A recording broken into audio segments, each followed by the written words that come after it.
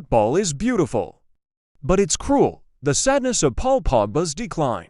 Whatever happens with his doping case, do not forget just how talented he was before the injuries and tactical struggles. Sometimes, Paul Pogba said, "I don't want to have money anymore. I just don't want to play anymore. I just want to be with normal people. So they will love me for me, not for the fame, not for the money. Sometimes it's tough." That was Pogba speaking to Al Jazeera in an interview released on Sunday, a day later. He tested positive for excess non-endogenous testosterone metabolites. It's just over 7 years since Manchester United broke the world transfer record to re-sign Paul Pogba. He was 23, had won for Syria titles, and had been named Young Player of the Tournament at the previous World Cup. Since then, with the very notable exception of winning the 2018 World Cup, it feels like nothing has gone right for him. Pogba could face a 4-year ban if the doping violation is upheld, which, given he is 30 and has struggled for some time with knee injuries, would probably mean in effect an end to his career. He awaits the B sample and still has various avenues of appeal open. As the case of the Atalanta centre-back Jose Palomino shows, contamination is possible. It feels all too appropriate that the critical test came after a game in which he was an unused substitute. "Football is very beautiful, but it's cruel," Pogba said. "People can forget you. You can do something great. The next day, you're nobody." He has felt that more than most. Although before the forgetting, there was a lot of frustration at the sense his extraordinary talent was being wasted, and he was hugely talented. It's easy to forget now just how good he was at Juventus. First under Antonio Conte, and then under Max Allegri, usually operating on the left of a midfield three. Whether in a 3-5-2 or a 4-3-1-2, it was the perfect role for him, alongside Andrea Pirlo and Claudio Marchisio or Arturo Vidal. With Patrice Evra or Kwadwo Asamoah overlapping from wing-back, he had a certain license, could make the most of his blend of physical and technical attributes. He never had such a well-defined role at United. The problem was that he was almost too gifted, his range of skills too great. Sit him deep, and it felt a manager wasn't fully exploiting his creativity, but play him too advanced as a number 10.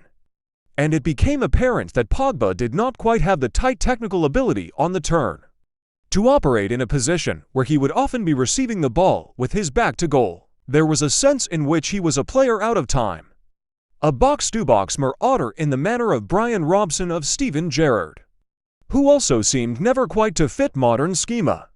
That shuttling role in a midfield three was essentially the only one in which he could use all his abilities. Didier Deschamps has never had a problem with asking a player to suppress his attacking instincts and used Pogba deep alongside N'Golo Kanté, as France won the 2018 World Cup, for a month, with a specific goal, in a system that worked. Pogba retained his discipline, and nobody felt too cheated that his role was so restricted. That was perhaps never a plausible long-term solution. This is not, though, just about a technical glitch. There were warning signs in Pogba's first interview when he returned to United, as he spoke of his ambition being not to win the Premier League or the Champions League, but to win the Ballon d'Or. He was never somebody to bother with the usual homilies about wanting what was best for the team. And perhaps he didn't help himself with certain decisions, from off-field ventures to haircuts. If you don't want people to accuse you of being distracted, it's best not to play like you're distracted. Pogba is, though, far the only player to have stagnated at Manchester United. As Barney Ronay recently put it, the club had become a meat grinder for talent, and then there were the injuries. A persistent ankle problem in 2019-20. Then hamstring problems in 2021 and, after his return to Juventus in 2022, knee surgery and a series of muscular problems since the summer of 2019. Pogba has started only 51 league games, but that wasn't even the biggest issue. In March 2022, a month before he played his final game for United, he was allegedly kidnapped near Paris by masked men bearing M16 assault rifles. They demanded €13 million, £11 million in protection money, €1 million. for each year of his career, and Pogba seemingly tried to pay, only to be blocked by his bank.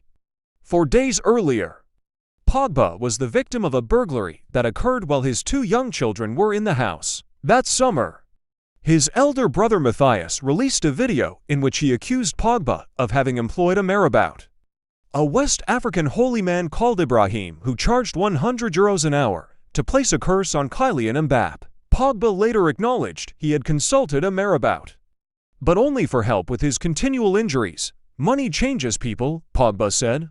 It can break up a family, it can create a war. The doping allegations will play out. Maybe Pogba is guilty. Maybe he isn't. Maybe he will be banned. Maybe he won't, or whatever the truth. The positive test is another sad moment in Pogba's decline. A player whose only fault seemed to be to have so much ability that he didn't quite fit into modern midfields is facing the collapse of his career. Whoever's fault that is, there is something tragic in it.